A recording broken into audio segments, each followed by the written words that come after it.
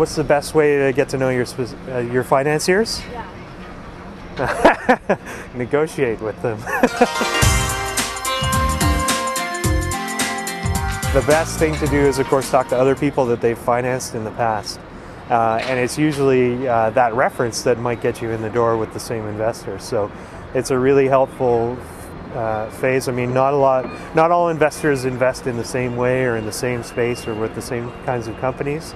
And so working through people who've worked specifically with them probably helps you get an understanding, because investors talk to the entrepreneurs that they already work with a lot, especially when looking at new deals, looking at new markets or opportunities. And so it's the best way to get to know an investor before you meet them is to talk to the other guys they invested in. So the differences between Silicon Valley and Vancouver. Vancouver is a place where we all want to live. It's a beautiful place. And so you really choose Vancouver as a city, as a place to live. Secondary to that is the opportunity to build interesting companies. And so I've had the experience of living both in Silicon Valley and living in Vancouver and raising capital in both cities. And I mean, the obvious difference with Silicon Valley is you tend to raise a lot more money around an idea or a concept. And there's a lot less required out of the gate. For entrepreneurs, it's quite difficult early on to oftentimes demonstrate what it is you want to build. And you generally have to be much further along in this city because people are generally more risk averse than they would be in California.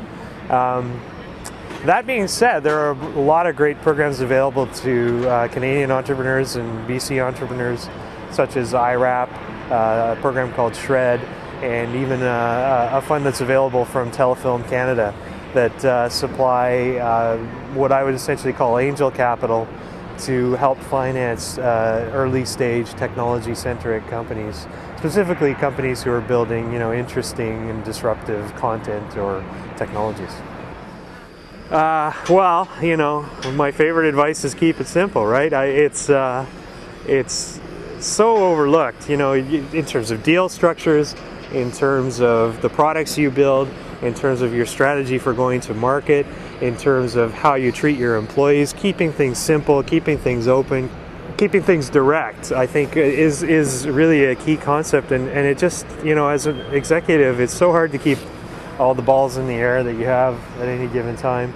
That why put the burden on yourself by making things complicated and making things, difficult. Being simple on the way in is the only way to deal with acquiring customers. Being simple to use and simple to understand helps you make your value proposition much more quickly and readily. And on an ongoing basis, of course, if you load things up with too much junk, people just get confused, they fall off, they go away. But that also extends to your whole value of your business and how you express what it is you do for people, right?